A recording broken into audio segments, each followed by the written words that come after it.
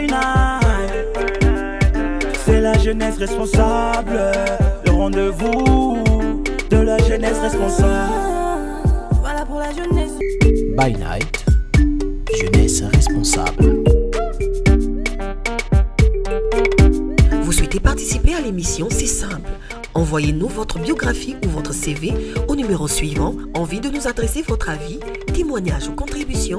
Un seul contact: 06 655 73 65 ou sur notre page Facebook By Night Émission /facebook.com. Février, trop doux, printemps courroux, dit le proverbe, que pour nous le faire vivre, mesdames et messieurs, exceptionnellement, une voix sans additif, condamnée à chanter pour l'éternité, une étoile inoxydable, chez vous, Ali Melody et compagnie, pour nous présenter en exclusivité le nouveau single Moteba. Session live, les questions de Fred NG depuis Chypre et puis de Maria Oko. Bienvenue dans un By Night, pas comme les autres. Session live, c'est maintenant. Soki Nayezaki, sur terre on fait la guerre plus que l'amour. Kasina Kotamaki, Namasasi Namamboso, Namituni, Nakanisi,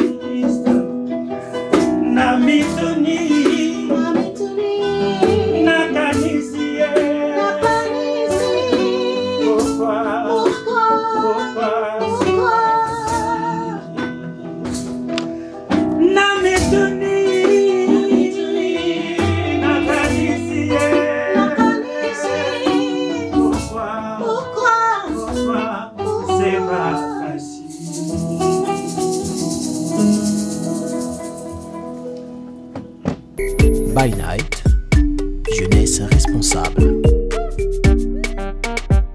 Ali Melody, bonsoir et bienvenue dans By Night. Salut à toi, mon cher petit frère Yann. Je sais pas pourquoi je dis bienvenue, parce que tu es ici chez toi. À la maison, à la maison. À la maison.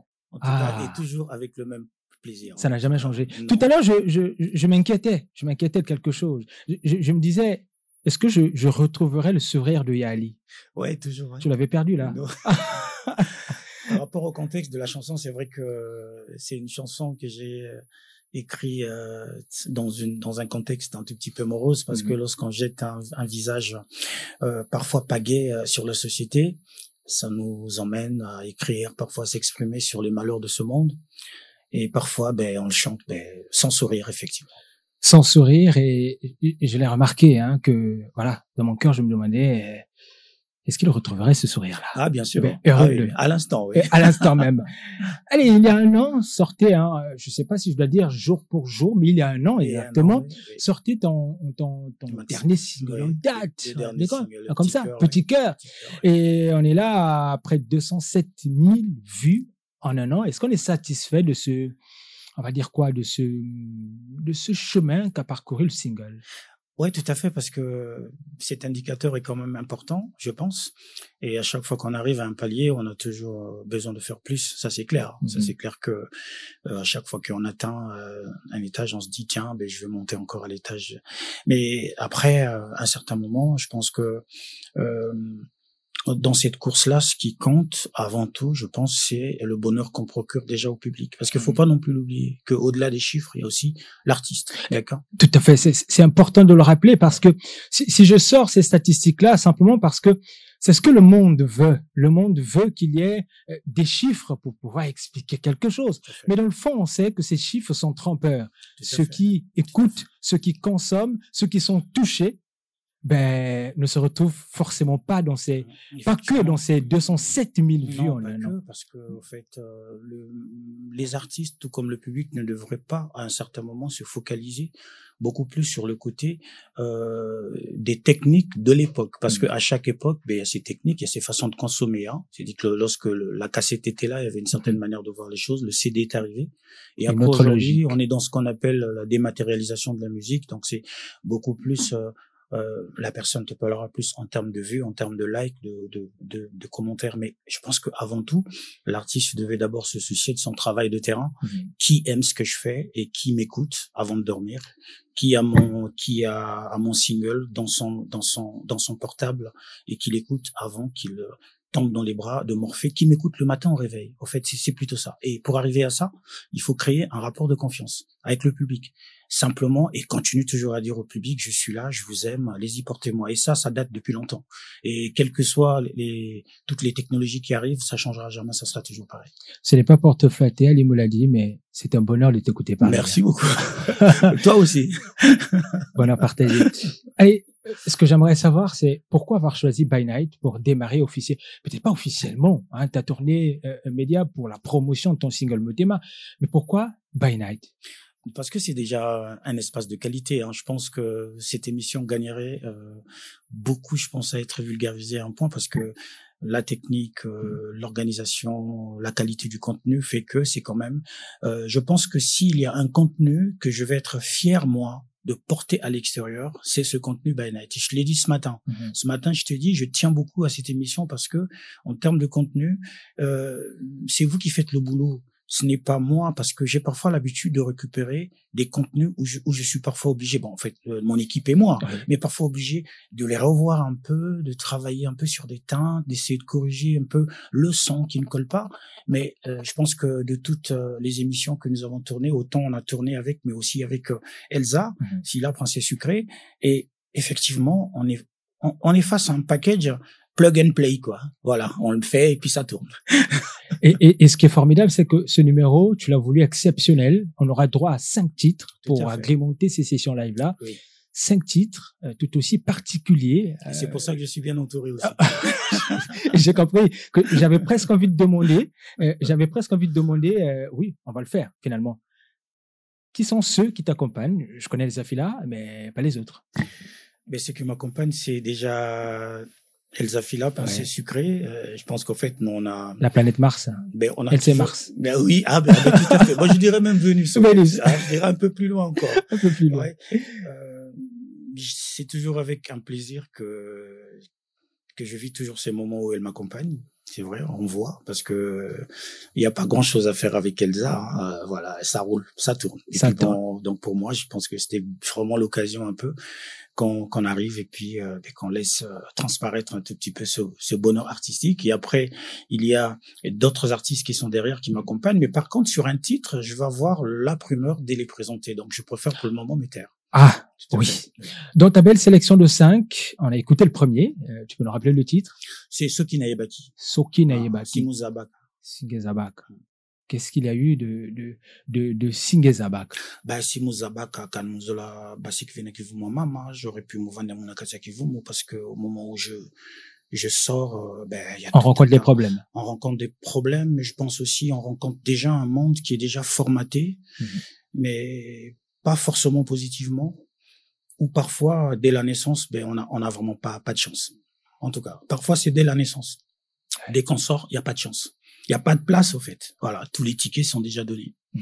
Et c'est surtout ça, donc, l'artiste que je suis, a un peu eu ce regard par rapport à ça, où, les efforts sont parfois consentis, mais sans que ça donne quelque Ça chose. motive pas. Et lorsque je dis ce qui n'est pas qui est là, Sinalanda, pour Nazala de Kotolo, bon, ça m'emmène nulle part. Effectivement, on retrouve aussi des jeunes qui ont eu des vocations et qui sont arrivés au bout de leurs études et puis bon, rien ne s'est passé, quoi.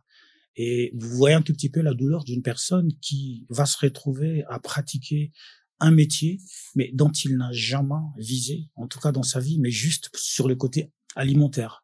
C'est pour ça qu'on retrouve beaucoup des méchants dans pas mal de services, des personnes mais qui sont pas du tout avenantes, ils sont tout le temps sur la défensive, ils sont méchantes, en fait, on a vraiment l'impression que la personne n'est pas à sa place.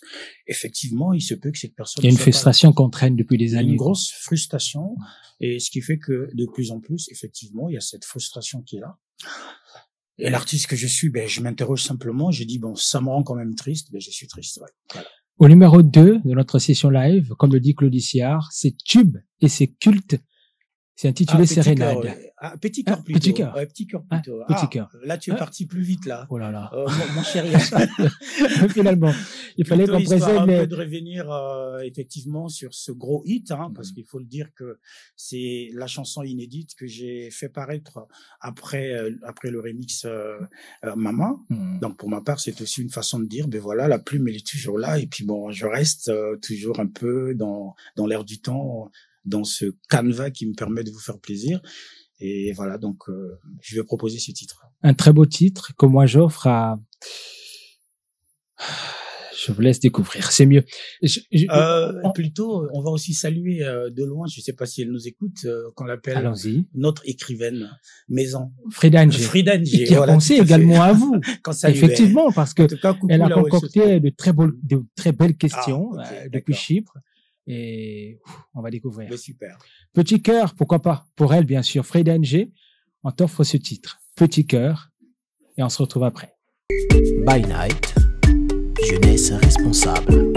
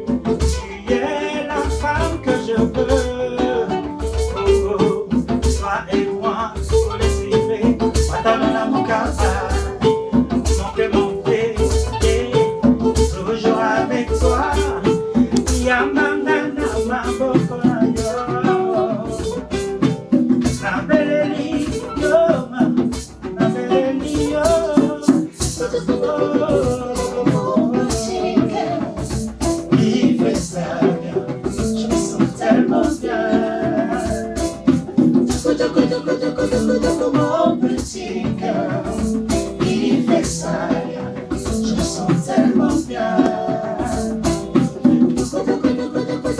Mon petit cœur qui fait ça bien. Je me sens tellement bien. Mon petit cœur qui fait ça bien. Je me sens tellement bien. Mon petit cœur qui fait ça. Je me sens tellement bien. Mon petit cœur qui fait ça bien. Je me sens tellement bien. Mon petit cœur qui fait ça bien. Je me sens tellement bien. Qui fait ça bien. Qui fait ça bien. Qui fait ça bien. Qui fait ça bien.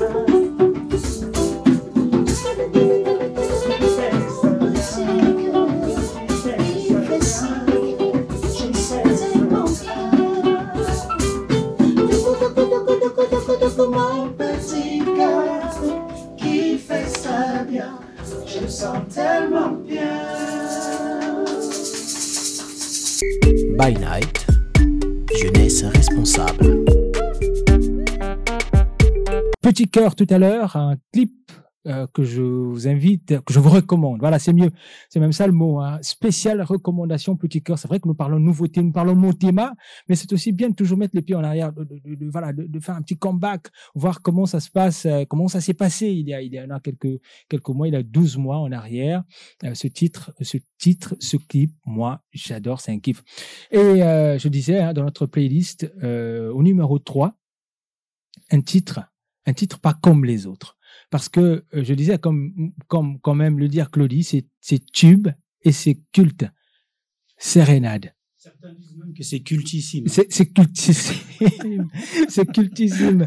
Finalement, dans quel état d'esprit tu écris ce titre?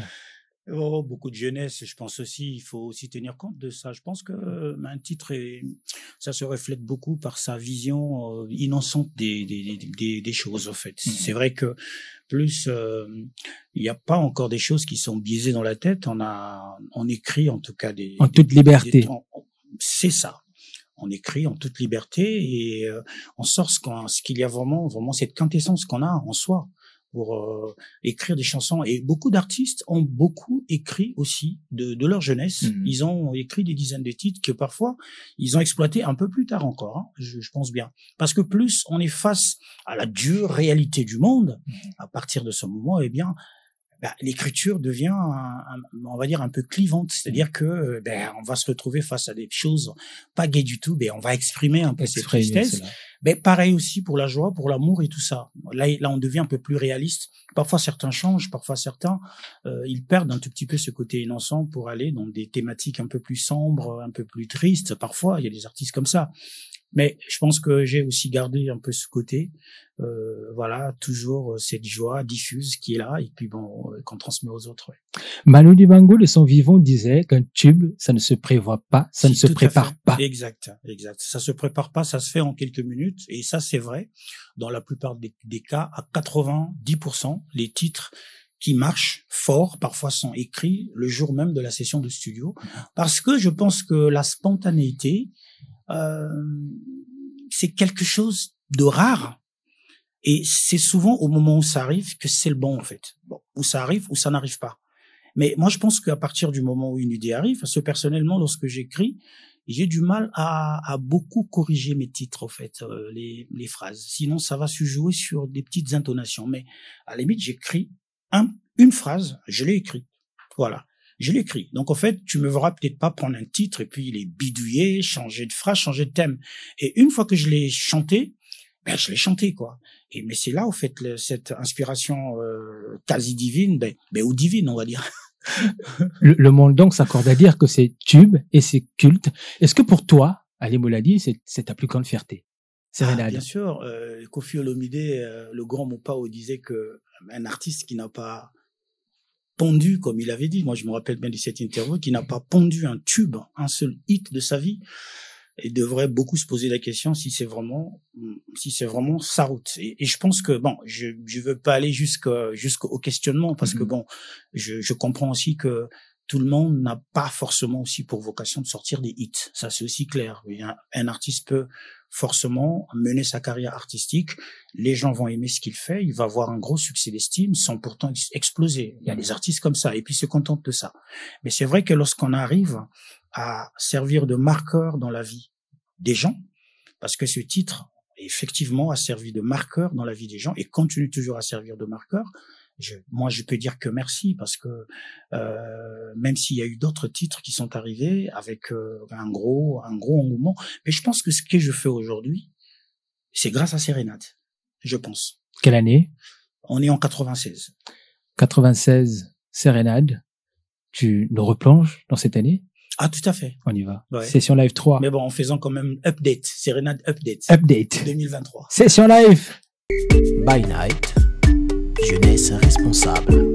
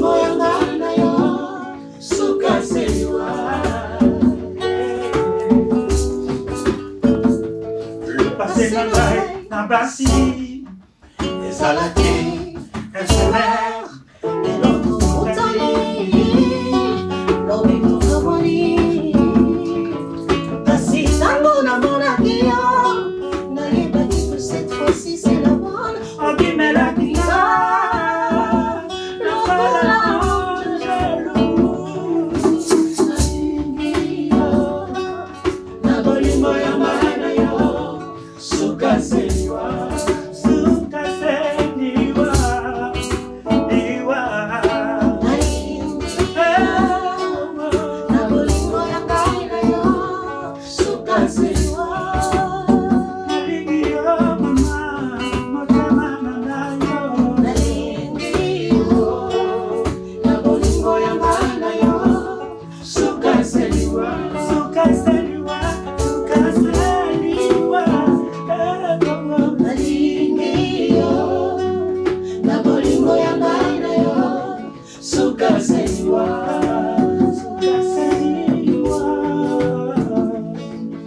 nalingi yo na bolingo ya ngai na yo suka seliwa.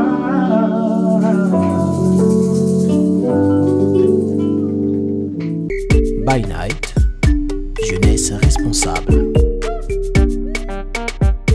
Hello, hello, c'est toujours un réel plaisir de me retrouver parmi vous. Bon, bien que je ne sois pas là en chair et en os, mais considérez tout de même que je suis avec vous, puisque je participe. Voilà, donc nous allons procéder de façon différente avec un léger changement dans cette partie de l'émission.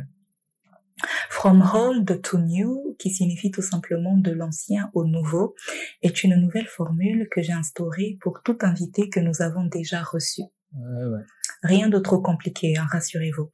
Yann, je sais que toi et l'anglais, ça fait deux, mais bon, allons seulement. T'as tout compris. T'as tout compris. Et si on commençait tout en douceur avec une chanson tirée de l'album Tir au but du grand Fofana Mouladi. Juvencel est le titre. On écoute et on revient tout juste après. Juvencel de Fofana Mouladi. On écoute. C'est ce qu'elle nous propose. Et on se retrouve tout juste après. Nalobaki na yo otikola musabolingo oyo elala na motema na ngai. Pour l'amour eza makasi lokola liwa.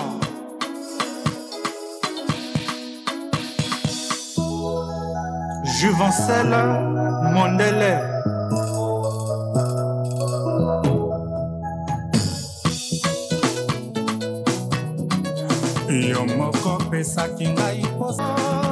Ça te dit quelque chose?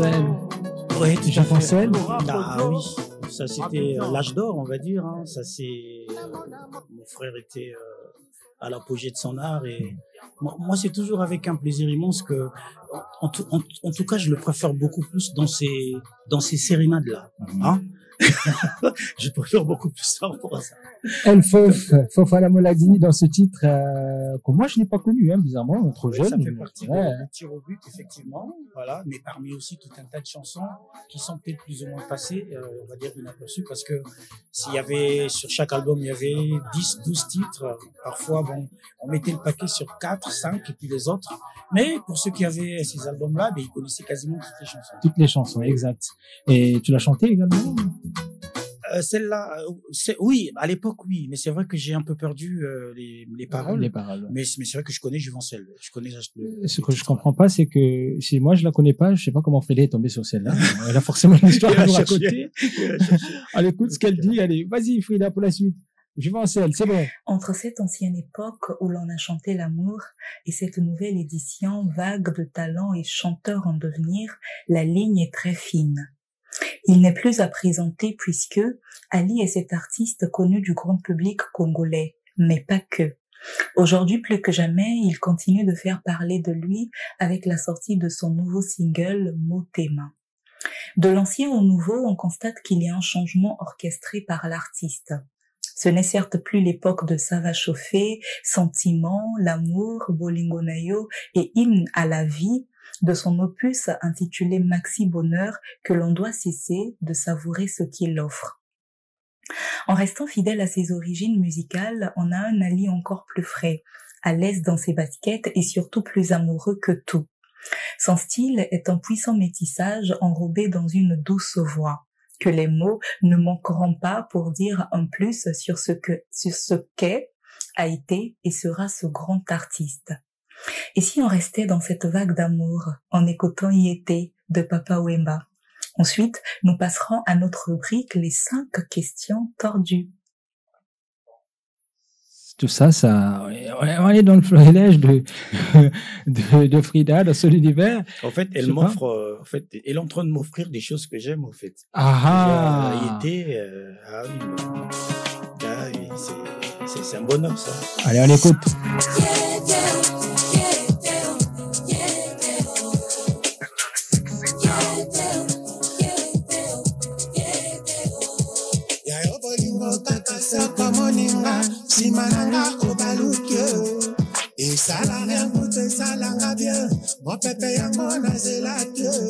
Yété de Papa Wemba, Jules Chungu, Wemba Dieu, le roi, l'éternel roi du village Molokai, hein, celui-là qui ne quittera jamais le cœur de ceux qui aiment la bonne musique, mais aussi de ceux qui l'ont aimé, hein, éternel dans les cœurs de tout cela, je vais le dire comme ça, les amis du monde, les amis du monde.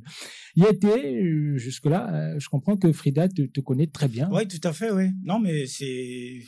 Là, il est carrément dans la lignée. Tu vas plutôt remarquer que même dans le set de 5 titres que nous avons concocté aujourd'hui, eh bien, comme par hasard, j'ai tenu à rendre hommage à Bio Bokul à travers un titre que j'affectionne énormément et que je me suis dit, mais tiens, mais ça serait bien. On va se la jouer comme ça, voilà, à l'américaine, rendre hommage comme ça, toujours à un artiste qui arrive comme ça. Demain, ça sera peut-être rendre hommage à mon frère. Mon extrait, c'est vrai que la chanson Juvencelle que j'écoutais, j'ai bien envie de la réécouter encore pour voir comment je peux la reconstruire. Oui, tout à fait. Comme disait Suspect 95, ben la relation est suspecte. Hein. Cette relation-là est suspecte. Quand Frida Njess entre dans les secrets d'Ali Mouladi, pour comprendre tout ça. Première question. Question Selon tordue. vous, est-il obligatoire de fêter la Saint-Valentin? Une obligation? Non, c'est pas forcément une obligation parce que toutes les créations des hommes ne sont pas forcément des choses qui sont absolues. D'accord? Noël, la Saint-Valentin, le 8 mars, parce que chacun, il perçoit un peu ces choses-là à sa façon. Et je pense que les fêtes ont aujourd'hui deux connotations. La première qui prédomine, c'est d'abord la connotation commerciale. Parce que au-delà même de la thématique, par exemple, lorsqu'on parle du droit des femmes, bah, il est très rare de voir les femmes se réunir le jour du 8 mars pour dire qu'est-ce qui a été fait et qu'est-ce qui sera fait demain. Je pense que c'est beaucoup plus pour boire et puis s'amuser. Bon, on le leur concède, mais c'est beaucoup plus la fête. Voilà, la Saint-Valentin.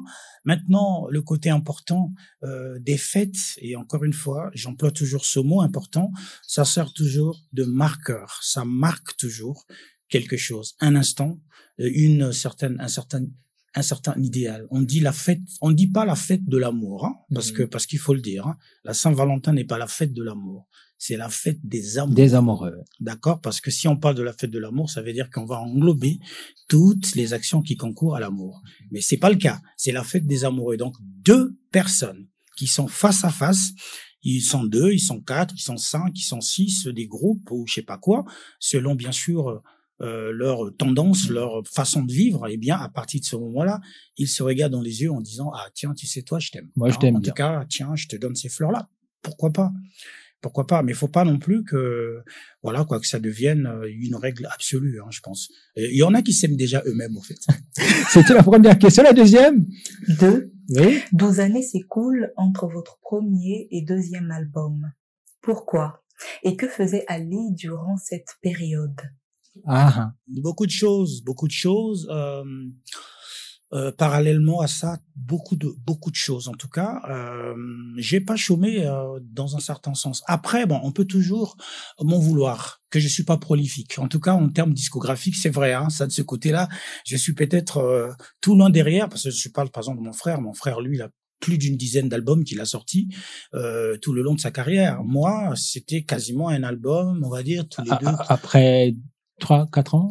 J'ai sorti Sérénade en 96 et après, bon, c'est vrai que le deuxième album qui est arrivé juste après Sérénade, c'est arrivé, mais moi je pense que ça a été un tout petit peu, nous tous avons été victimes des changements de timing, d'accord? Lorsque le pays est rentré dans la situation malheureuse que nous connaissons tous, que j'ai pas envie forcément d'évoquer, juste après 96, on est en 97, et qu'est-ce qui s'est passé? Ben tout le monde se sentait perdu. C'est-à-dire qu'au fait, au moment où les choses ont commencé un peu à tourner au pays, j'étais hors du pays, j'étais en train de terminer mes études, et je rappelle qu'il y avait quand même beaucoup de choses à faire au niveau des études, et même lorsque j'ai sorti Sérénade, la famille n'a pas forcément voulu que j'arrête, que je continue. Donc du coup, comme on dit souvent au Lingala, en fait, Nabi Misagi Sérénade Kanakuzu, quoi. C'est-à-dire, j'arrive ici le temps des vacances, et après, l'album Sérénade sort. Donc du coup, ben, il était question que je reparte. C'est ce qui a été fait. Donc, j'ai toujours zappé un peu entre les deux. Alors, mais comme je suis quelqu'un qui n'aime pas sa tête rester comme ça en état végétatif, eh bien, je me suis lancé à aller apprendre tout un tas de choses. C'était aussi l'époque où je suis allé faire des formations de MAO, musique assistée par ordinateur. Je suis allé faire tout un tas des formations de graphisme, des formations d'arrangement. Je prenais des sessions d'une semaine dans les studios à Paris. Je regardais l'ingénieur du son travailler. J'étais un peu comme l'assistant à côté qui regardait comment les choses se faisaient. C'est peut-être ça qui me profite un tout petit peu aujourd'hui. Donc, parallèlement à ça, il y avait aussi les débuts de la structure 203, puisque avant c'était 203 Productions, où il fallait aussi un peu aller apprendre un tout petit peu de management, un peu de gestion, un peu comment gérer un peu ces structures culturelles. J'ai pu bénéficier quand même de pas mal de choses aussi à ce niveau-là.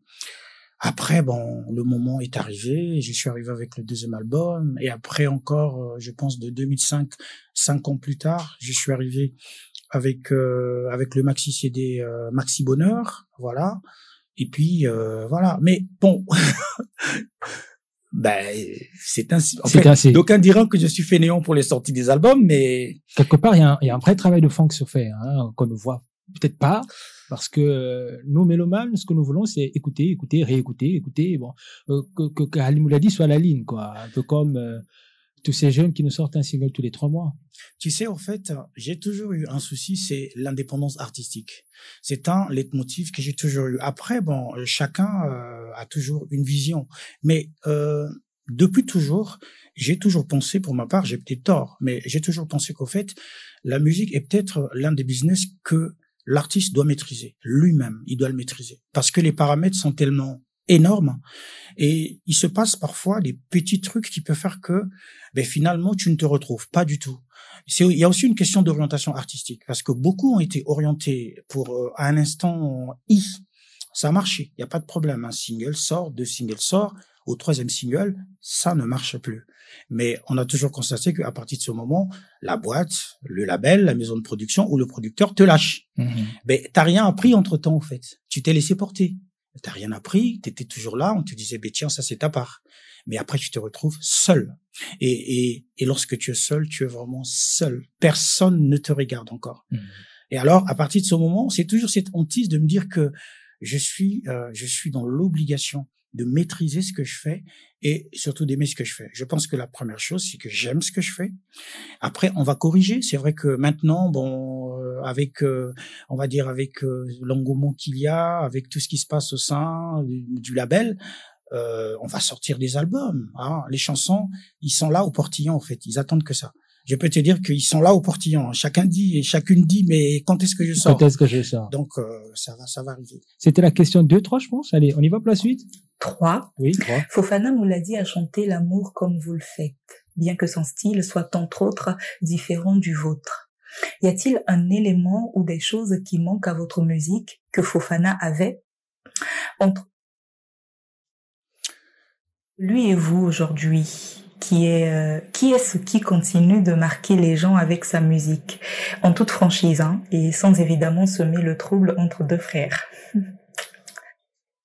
Je vais répondre à la deuxième question parce que c'est celle qui vient en dernier et j'ai encore la mémoire un peu fraîche. Je pense que sans me tromper, la carrière de mon frère est immense, d'accord? Elle est immense parce que il a connu un parcours artistique très très intense, d'accord, comme ça se fait ici. C'est-à-dire qu'il est allé chanter d'abord dans les orchestres du quartier, il a terminé, il est allé au Gabon, du Gabon il arrive en France, il continue toujours à performer avec des artistes, toujours ce côté rumba, live, il sort premier album, deuxième album, troisième album, il tourne partout, tout ça là. Et moi, j'étais parmi les premiers à l'accompagner, à faire des chœurs derrière. Moi, j'ai vu un peu tout ce qui se passait. On chantait devant 5000, 6000 personnes dans les ronds-points de Makelekele, Mongali, tout ça là. C'était l'époque des grands concerts sponsorisés par des marques. Et moi, j'ai vu l'engouement, j'ai vu des duels avec les Rafa Bunzeki, j'ai vu des duels avec les Chairman Jakoyo. C'était énorme. En fait, vivre ça, dans sa vie, en fait, même une fois, il faut vivre ça. On voit Rafa Bunzeki qui sort au rond-point Makelekele, on croyait que c'est fini, mais dès qu'il sort, on se dit, mais au fait, ça n'avait pas commencé. Ce n'est que le début des choses. Ce n'est que le début des choses. Donc, pour ma part, je pense que sa carrière est plus fournie dans un sens, parce que personnellement, j'ai un autre parcours.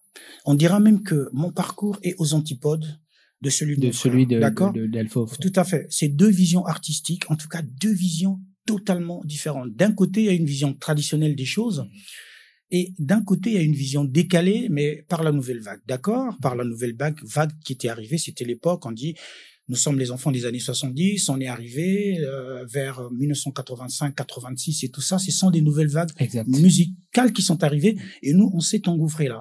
Dans ces vagues-là, on avait besoin de personne, en fait. Si tu veux, chacun pouvait faire sa musique, en fait. C'est ça déjà la différence. Donc, chacun pouvait faire son son en solitaire. Ça n'a pas commencé que là. Ça a commencé avec les faces B des albums. Là, les vinyles, là. On avait les maxi 45 tours. C'était un titre, mais en face B, en face B, il y avait l'origine, il y avait l'instrumental.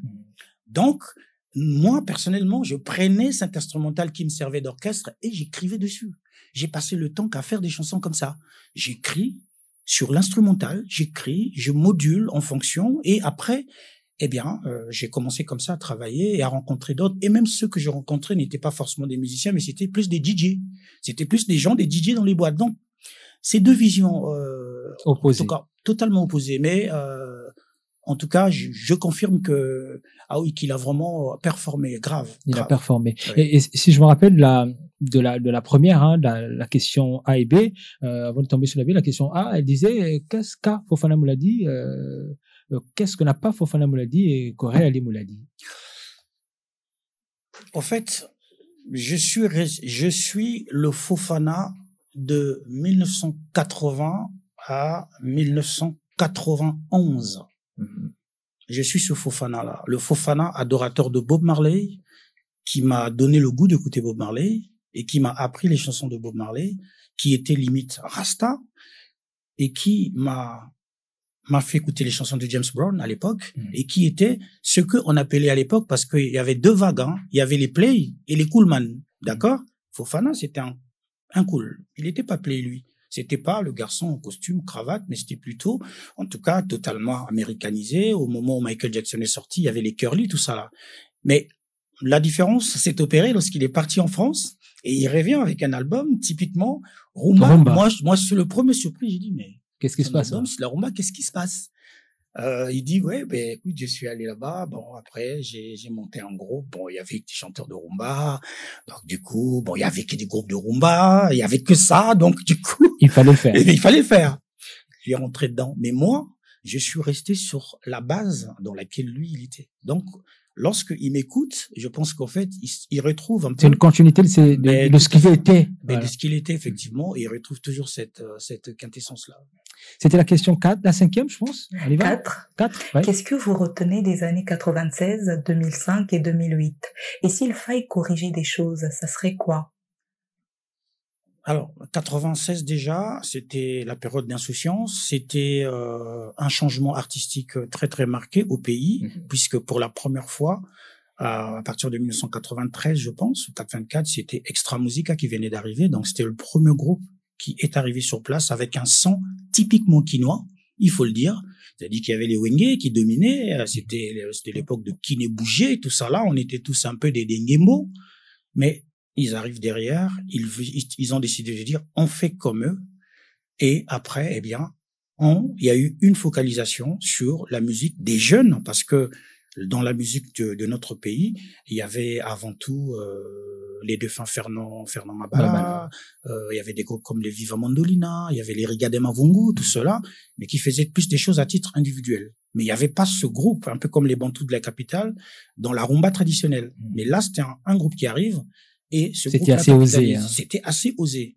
Et au moment où moi j'arrive, en 96, ça faisait presque 2 ans qu'ils étaient déjà au top. Déjà au top sur leur premier album. Et au moment où moi j'arrive sur place, je viens avec Sérénade, et Sérénade vient donner un gros coup de pied dans la fourmilière, détrône un peu tout ça, je me retrouve numéro 1 des ventes et tout ça là, c'était la grosse période d'insouciance. On se retrouvait dans les boîtes, dans les clubs, on jouait ensemble. C'était l'insouciance. Tout le monde était content en tout cas que voilà, maintenant là, on a notre place. Alors, 2005, je me suis retrouvé avec des tresses qui me tombaient derrière le cou. Et puis, bon, l'album Bouge est arrivé. L'album Bouge, j'ai pas beaucoup travaillé en termes de promotion parce que j'étais occupé beaucoup plus. Je suis arrivé au pays, j'ai fait que 1 mois. Après, je suis reparti. Mais il y a quand même quelque chose de positif là-dedans parce que je pense que en 2005, c'est là que j'ai fait la rencontre avec la princesse sucrée Elsa Fila, que je suis allé regarder dans un cabaret où elle chantait et elle s'est mise à chanter Sérénade. Mais alors là, c'était waouh, voilà. 2008, 2009, maxi CD, oui, un revival, beaucoup de remises en question. Les années étaient passées, on a grandi. Hein. C'est un peu comme, je pense que le Ali d'avant, de l'époque de Sérénade, n'est peut-être plus dans la tête. Plus le même. Même si j'ai gardé toutes ces... Mais bon, il faut grandir avec son temps. Même artistiquement et musicalement, il faut grandir avec son temps, je pense. Oui. C'était la 4e? Enfin, la 5e et la dernière question. Oui. De 1970 à 2023, beaucoup de choses se sont produites et il y a eu des naissances tout comme des décès. Mais grâce à Dieu, vous êtes encore en vie à cet âge. J'aimerais vous demander, si vous le pouvez, de vous parler à vous-même, à cet Ali enfant, adolescent et grand aujourd'hui, et faire une autocritique sur votre carrière dans son ensemble. Ça reste Freddy Ndjé. C'est difficile. En fait, c'est la question la plus difficile, qui consiste à faire de l'introspection.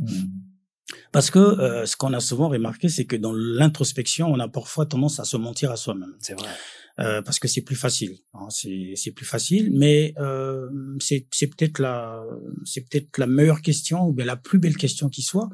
Si je dois me parler à moi-même, je pense que je vais prendre les deux doigts, je vais pincer une oreille, je dis Ali, continue à beaucoup plus ou à accentuer beaucoup plus sur le sens de l'écoute. Écoute beaucoup plus que tu ne parles. Je pense que je n'hésiterai pas de le dire parce que c'est, je pense, la clé de beaucoup de choses, au fait. Beaucoup apprendre et peut-être moins, on va dire, moins parler, mais beaucoup plus écouter. Ça, c'est quelque chose qui serait déjà assez positif. L'autre chose, c'est j'insisterai toujours, l'artiste est une personne qui est beaucoup tourmentée. L'artiste est beaucoup dans des névroses. L'artiste a un côté où il voit parfois tout en noir. Parce que c'est ça, en fait. C'est cette âme tourmentée, je pense, qui lui permet de s'extérioriser sous forme de chanson. Mais je pense que je dirais à Ali, cultive beaucoup plus la paix de ton cœur. Hein? Donc, en cultivant beaucoup plus la paix de ton corps et surtout, n'oublie pas le passé, mais regarde beaucoup plus le futur. Écoute, n'écoute pas beaucoup le passé, c'est ça? N'écoute pas beaucoup plus le passé, mais regarde beaucoup plus le futur. C'était la dernière question de Freddy Ndjé avant qu'on lui dise au revoir. Il y avait 2 autres questions qui nous viennent de Maria Oko, qui est là.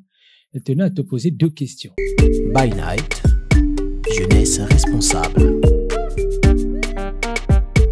Et tu as 2 questions pour Ali Mouladi. La première, on y va. La première, c'est qu'est-ce qui, selon vous, permet de différencier une bonne musique de simples paroles? Je pense que les deux sont liés et les paroles ne sont que des paroles, mais les paroles deviennent de la musique lorsqu'on appose les mélodies dessus.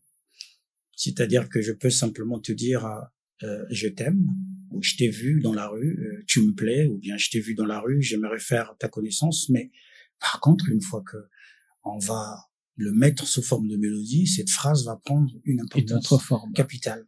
Hein, ça va dire voilà. Donc c'est même pour ça que la parole est parfois différente de l'écriture musicale. On n'écrit pas forcément comme on parle parce qu'on respecte certaines règles, mais même cette règle n'est pas absolue. Même cette règle n'est pas absolue parce que nos amis de la Côte d'Ivoire nous l'ont démontré qu'ils peuvent chanter comme ils parlent. Et ça marche. Et ça marche effectivement, Godo pour la vie, hein, ça marche. J'avais une deuxième, Maria Oko. Alors, pourquoi avoir choisi le métissage plutôt qu'un style propre dans votre musique? Ça, c'est le petit tas de la question. Et ensuite, parmi tous vos albums, quelle est la chanson que vous affectionnez le plus? Je vais aller sur la sur le deuxième volet, voilà, parce que ça me vient, ça m'arrive comme ça. Je pense que c'est Mama. Je pense que c'est Mama parce que la symbolique de Mama, c'est toujours que c'est ma première chanson, en fait, que j'ai écrite. J'avais 15 ou 16 ans, très jeune encore. Et je l'ai écrit, mais pour maman. Donc, ce côté systématique du garçon qui adore sa maman, et puis bon, qui en regardant sa maman commence à écrire à maman nanga lobaki nanga, mon fils, mon nanga, et tu vois. Et j'écrivais. Donc, pour ma part, à chaque fois que j'écoute maman, ce sont des souvenirs qui remontent, c'est souvent des souvenirs d'enfance, mais c'est surtout ces mots forts qu'elle n'hésitait pas de me dire, fais attention sur ça, fais attention sur ceci. Et voilà, je pense que ça restera toujours maman. Et la question a été... C'était de savoir pourquoi avoir choisi le métissage. Bon, c'est vrai que j'aurais pu aller directement sur une tendance rumba, notre bonne et vieille rumba qu'on affectionne tant, mais encore une fois, l'époque dans laquelle j'ai passé ma jeunesse, c'était l'époque des grands bouleversements artistiques et même au niveau de la perception des choses. C'est vraiment cette époque où on a été totalement connecté avec l'étranger, c'est-à-dire les États-Unis, à travers l'arrivée de Michael Jackson. C'était le début. Thriller venait d'arriver. On avait quel âge? On avait 15-16 ans. Thriller arrive. On regarde un clip. On se dit, waouh, c'est quoi ça? On regarde les débuts du Smurf, la danse, la fameuse danse aujourd'hui, le hip-hop, quoi. Donc, les débuts du hip-hop, c'était ça. Donc, c'était pas facile d'être en marge de ça, quoi. Surtout aussi que, ceux qui lisaient beaucoup plus, parce que nous on était des grands, personnellement j'étais un grand lecteur des romans photos, des bandes dessinées, donc le voyage était déjà là, quoi. Donc en fait on était déjà sortis de notre corps pour aller voir ailleurs, et artistiquement eh bien il était nécessaire que maintenant, en voulant faire ma propre musique, que je me dise non, je peux pas faire une rumba trop pure, quoi. Je suis obligé de le édulcorer, de l'associer, voilà, je vais un peu l'édulcorer, voilà, pour que ça donne quelque chose, et d'où même le nom de rumba R&B, parce que à l'époque, lorsque j'ai sorti Serena, on me demandait, mais c'est quoi la musique que tu fais? Et moi, je disais simplement que c'est la rumba R&B. Je disais, puisque c'était l'époque de la, vraiment R&B, c'était à fond, je disais, c'est la rumba R&B. Merci Maria. Merci à toi. Merci Maria, et il y a Frida de l'autre côté. C'était donc From Old to New. Oui, Dali Mouladi.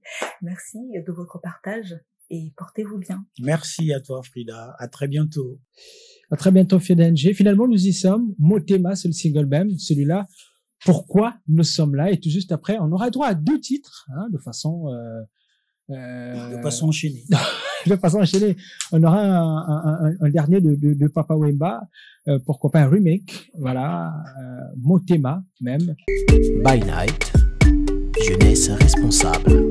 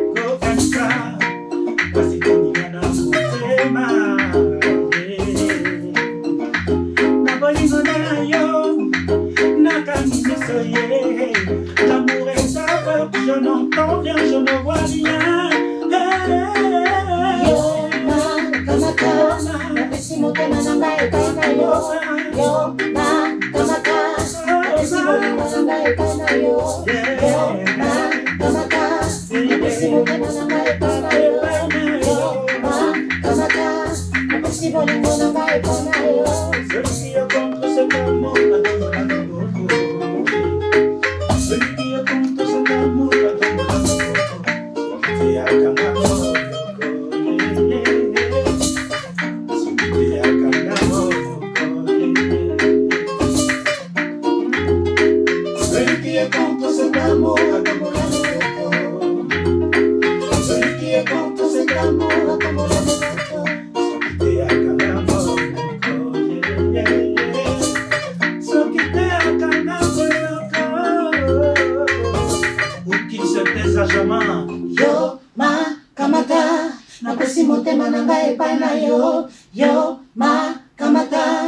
napesi molingo na ngai epai na yo yo ma kamata napesi motema na ngai epai na yo yo ma kamata napesi molingo na ngai epai na yo yo ma kamata napesi motema na ngai epai na yo yo ma kamata napesi molingo na ngai epai na yo yo ma kamata napesi motema na ngai epai na yo yo ma kamata napesi molingo na ngai epai na yo.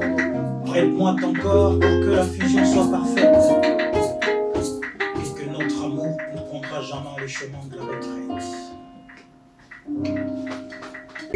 By Night, jeunesse responsable.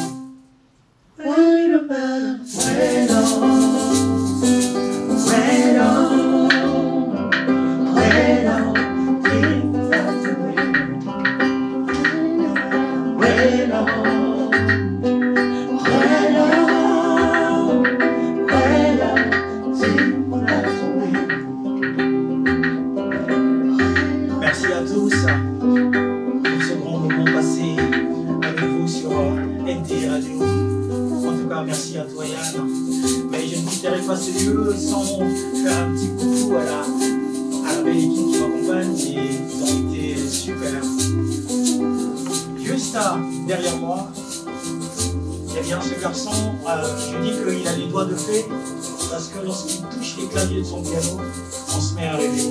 On l'appelle Tasha.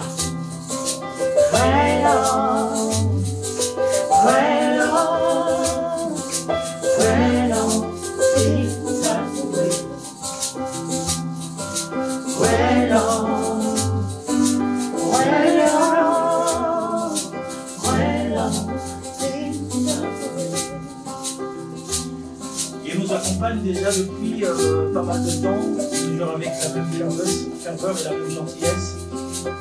Très jeune mais pétri de talent, guitariste, on l'appelle David.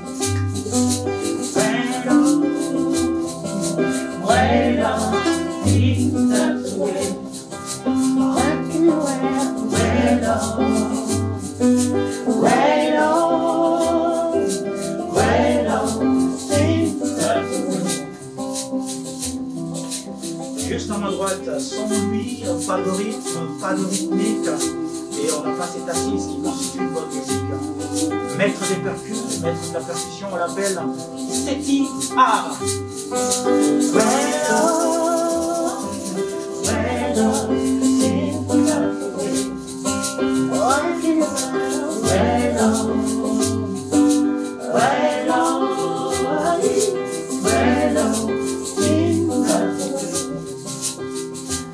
Elle a tellement des noms que je vais peut-être en citer 2 ou 3. Elsa Fila, Princesse Sucrée, Diva Boss. Et après, j'ai entendu hier, Lila Mayoloembo. Université de la voix féminine. heureux de partager ces moments. El Famila!